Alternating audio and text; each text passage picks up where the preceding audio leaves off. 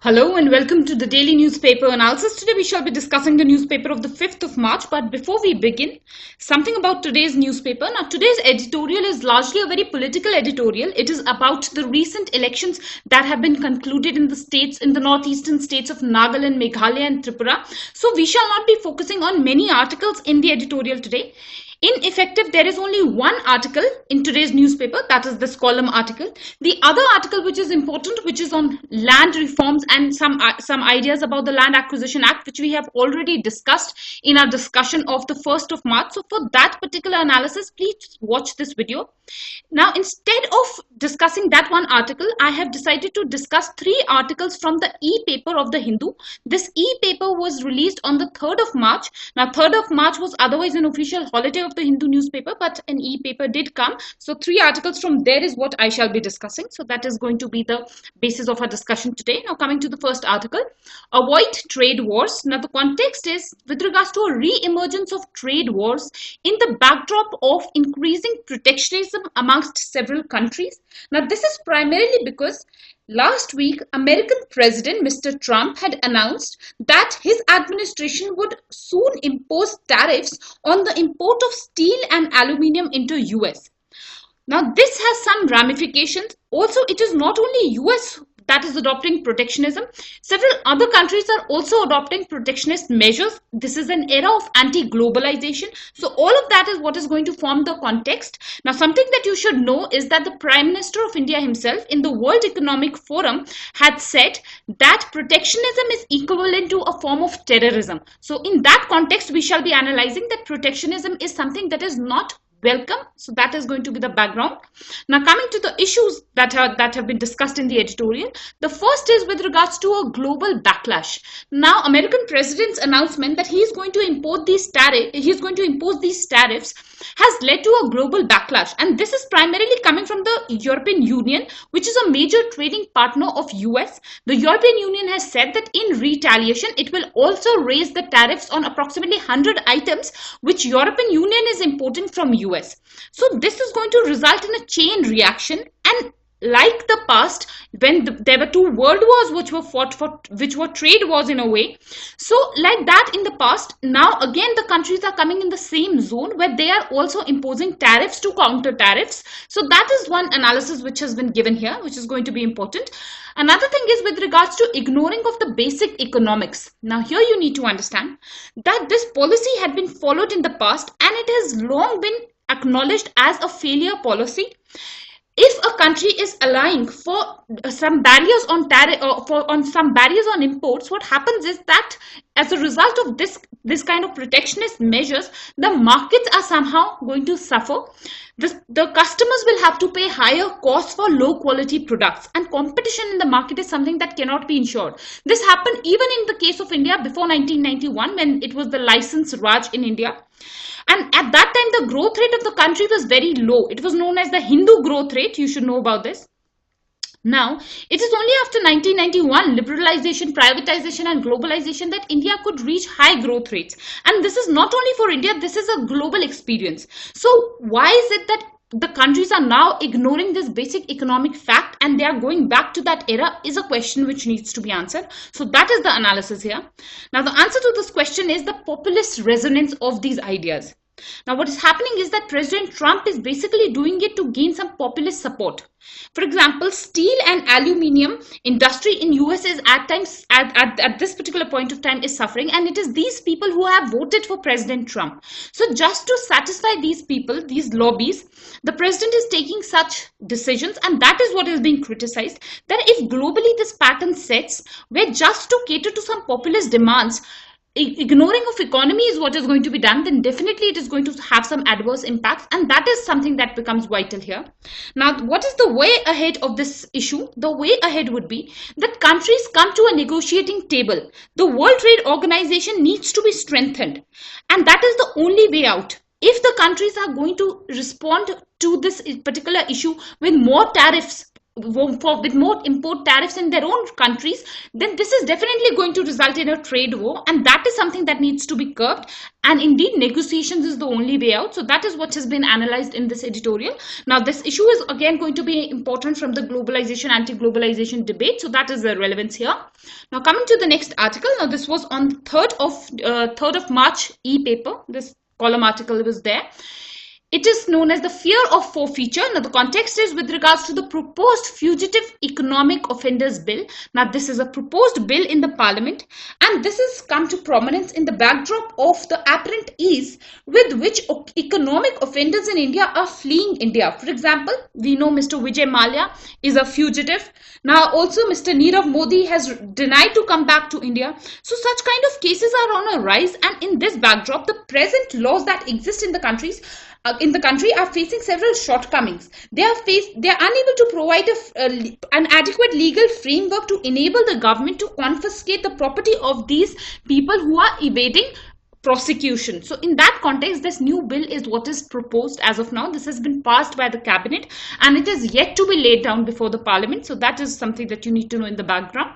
Now, coming to the issues which are important, the first issue is with regards to deterrence. Now, questions are being raised that whether this bill in itself will be able to act as a deterrence, whether a fear that a person's property is going to get confiscated, will that be an effective fear for that person to come back and surrender to the police? So that is something, that is one question which is being raised as to whether or not this policy is going to be an effective deterrent. So that is the analysis here.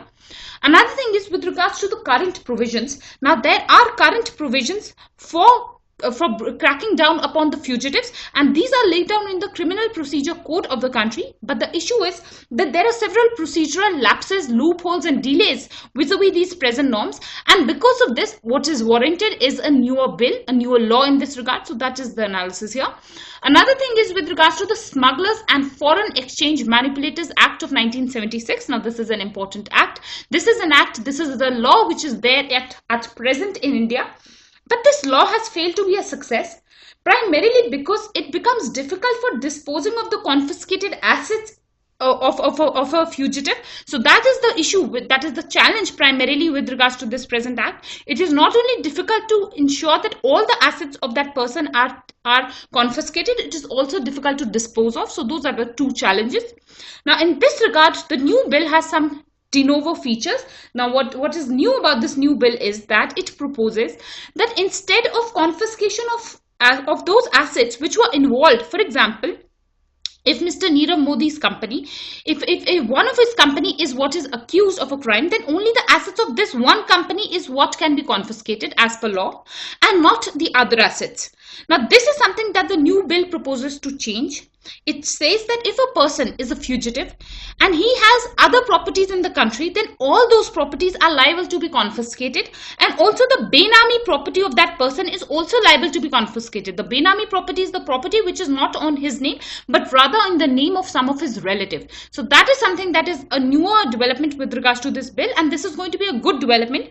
For example, you can see in the case of Mr. Vijay Mallya, it was his Kingfisher Airlines which has gone bankrupt, but the issue was that his other companies, for example his liquor companies, were doing well, but the government couldn't confiscate that property primarily because it was a different entity. Now, with the new law, this is going to be changed, and all the assets of a person can now be taken into the government's confiscation. It can come under the government's property. So that is something that is a new feature, and that is what is important for us. This bill is yet to come before the parliament, so more deliberations on this will surely come in the future. But as of now, you need to know that such kind of a bill is in the limelight. So that is something that is important here. Now, coming to the next article, the Adivasi in the Mirror. Now, this is a very, very important article. It has 100% replication rate. When I say 100% replication rate, I mean is that somewhere in the UPSC mains answers of 2018, you shall have definitely a scope to replicate this example. And that is the importance of this article. Now, the context here is that a lynching is what has been done. This lynching has been done of a 27-year-old Adivasi man named Madhu in the state of Kerala after he was accused of stealing food. Now, many issues are which are important with regards to this particular episode. You have to see it with utmost sensitivity, and this becomes important from several aspects. Social issue aspect in general studies, paper 1. In the essays, this can be given as an example, and this becomes very, very important for the ethics paper. So that is the relevance. Now, coming to the issues, the first issue is with regards to the vulnerability of Madhu. Now, here you need to understand that this was a man who was homeless. He was a poor man. He belonged to a minority community, that is the Adivasi community. He was a scheduled tribe. And not only that, he was suffering from a mental problem. He had some mental illness is what he was suffering from. And in this backdrop, he had stolen food because one would not steal food for selling food or any other thing. He had stolen simply food because he was hungry. And in this vulnerable situation, this man has been lynched openly in the public, and that is the sensitivity of this issue. Now, the other issue that is important is with regards to India's modernity and development. Now, India is going to claim that India is a modern and a developed country. But with such kind of episodes, can this claim be justified? Also, the editorial has discussed that India's modernity and development is something that has been built on the unprecedented dispossession and violence against the nation's Adivasi communities. And this is something that is continuing even today. If at present, a citizen in this country is openly lynched for simply stealing food because he is hungry, then this should shake the entire conscience of the nation, and this is one moral question which has been raised. Now, another thing which is very, very important here is the state that is involved. It is the state of Kerala. Now, here you need to understand that Kerala is a state which has the highest human development indicators in India. This is a state which has followed the secular model of development, and it is one amongst the best states in India. And if this is happening in a modern state like Kerala, then you can well imagine that it is not education of the people which makes them civilized, but rather some other values is what is something that is important. In ethics paper, you can have a direct question that is it that the values, the societal values are on a downslide? Then in that case, if you have to justify that yes, they are on a downslide, then this episode is a stark reflection of how they are on a downslide, and that is the analysis here. Another thing is with regards to the plight of the tribals. Now, the plight of the tribals is something in India that is worrisome, that has been highlighted in this editorial. One good analysis is what has been given. Now, the editorial discusses that in the past 50 years of India's independence, now for the past 50 years, what has been seen is that approximately 20 to 50 million people are displaced in the country. And amongst these 20 to 50 million people, more than 50% are the tribals who have been displaced. Despite the fact that in terms of population, tribals only constitute 8.6% of the entire population in the country. Now, these figures clearly reflect the plight of the tribals, that how vulnerable tribals have been and how time and again for developmental needs, it is the tribals who have been impacted. And once these tribals are dispossessed of their lands and of their region, what happens is that they join a class of informal labor, and as a result of which they further get more and more exploited. So that is something that is important vis-a-vis the analysis in the plight of the tribals. Now, another thing is with regards to the insensitivity in this society. First and foremost, that a person was lynched in open daylight is a cause of concern. Another thing that you need to know is that when he was being lynched, many people were clicking selfies with him. You can well understand the inhumanity that has been expressed towards this person, and it is a reflection of the insensitivity, the lack of empathy, compassion in the society, and these are major human values which are seen to have deteriorated, and that is what is going to make this issue very, very important as an example in ethics. Another thing which has been analyzed is with regards to the developmental or the economistic solutions. Now, by economistic solutions, what we mean is that higher funds is what is allocated for the welfare of tribals. But what is seen is that these economistic solutions, though important, have failed to meet their adequate goals. For example, Kerala is a prosperous state, and a large amount of funds is what is allocated in Kerala for the welfare of the tribals. But still, a change is what is not being seen, which reflects that some other solutions is what is indeed is needed in this regard. So that is what has been analyzed. Now, what are these other solutions which are needed? The solution is a holistic acceptance of the Adivasis, which has not yet happened in the society. Their culture, their tradition, their languages is something that needs to be accepted and given dignity to. Now here you need to understand that even in schools, the use of majority language often results in discrimination amongst the children of these tribal communities, and these are the systems which need to change. Another thing which is important is with regards to the land laws in the country. We had recently discussed about the Land Acquisition Act. Now, and I had also told you that in 2015 there were attempts by the government to dilute the safeguards in this particular act, and this is what is a cause of concern. What is important is that these tribal populations be empowered so that whenever land is to be taken from them, adequate social impact and economic impact assessment is what is done, and they are more empowered to bargain for their rights. So those are what are the solutions required to ensure that empowerment of Adivasis take place. So that is the analysis here. Another thing which is important is with regards to checking the capital exploitation of Adivasis.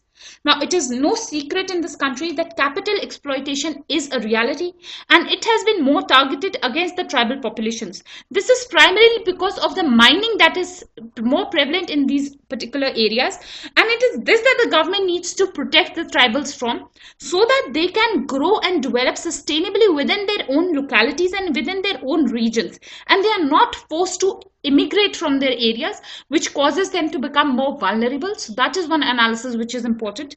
Another thing which is very important is with regards to the Adivasi uprising. Now you should know that in the past, even before India's independence, there have been several cases of Adivasi uprisings.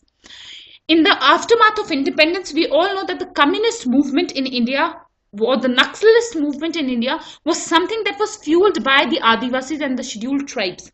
So if there is need to be a check on this kind of an uprising, then a welfare of this community is something that needs to be done. A humane approach towards them is something that needs to be shown not only by the government, by the citizens themselves. The civil society has to rise for the protection of the Adivasis, and that is going to be the analysis with regards to the protection of Adivasis. So that is the issue here. Now this is the entire analysis of this editorial, a very, very important article indeed. So that is the relevance. Now coming to the next article. Staying ahead of the double helix. Now the context here is with regards to genetic discrimination in India. Now this again is a very, very important article. I have a feeling that this can be directly asked either as a case study or as a direct question in the ethics paper. So that is going to be the relevance of this issue. Now coming to the issues which are important with regards to genetic discrimination in India. Now first and foremost, you need to understand that why is this topic coming? We had discussed in the past also that recently the Delhi High Court has given a decision against the United India Insurance Company. Now what had happened is that this insurance company had denied to give the insurance claims to a person who was suffering from a particular heart condition, and the company had said that this heart condition was a genetic disorder, and on those grounds this person is not eligible to get a health insurance cover. So the person went to the High Court, the Delhi High Court, and the Delhi High Court said that genetic discrimination in India is unconstitutional. So that is the first analysis here. This is something that is not mentioned in the constitution, and discrimination on a basis which is something that is outside human control is indeed unacceptable in a modern society. You need to understand that if a person has a genetic predisposition for a particular disease, then that is something that is not in a person's own hands. Rather, it is something that is a play of biology, or it is a play of nature. So in that context, how can you discriminate against a person? For example, even the race of a person, or the color of a person, or the gender of the person, all these discriminations cannot be accepted because they are something that is not in the hands of a person himself, and that is why they are unethical and morally unsound. So that is the first analysis. Another thing which you need to understand is with regards to the technology and tools for genetic testing. Now there are two perspectives from which this needs to be understood. One is the perspective of in a less amount of tools and technology in the genetic testing. Now at present, definitely this science has increased, but still it is not absolute, and there is much more room to study with regards to genetic testing. So if this science is in itself not very absolute, then how can an insurance company say that this heart disease was primarily because of a genetic factor and not because of any other factor? So that is one analysis. Another thing that you need to understand, that even if there is less amount of research, even if there is not an absolute research that is done, this field is definitely on a rise, and genetic testing is going to rise in the future. So if it is going to be rising, then the cost of genetic testing is definitely going to come down. So in that backdrop also, there are chances that in the future, genetic discrimination in India is something that can increase, and as a result of which, now is the time that some ethical standards and moral standards are what are imposed in this regard, and some checks are what I ensure to ensure that genetic discrimination is not done. Another thing which is important is with regards to the history of eugenics. Now, first and foremost, you need to understand that what is eugenics. Eugenics is a set of beliefs and practices that aims at improving the genetic quality of a human population. This is the definition of eugenics, and this has been taking place formally or informally since times immemorial.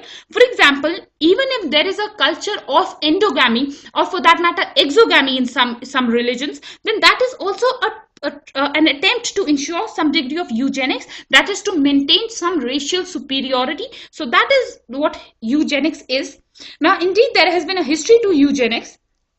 For example, in the past, in some European countries, there were laws for compulsory sterilization of people who were suffering from some genetic disorders. For example, some people who were suffering from some genetic disability, or dwarfs, or some people who were suffering from mental health disorders because of genetic issues. Now, in those kind of, there was a history that these people should be sterilized.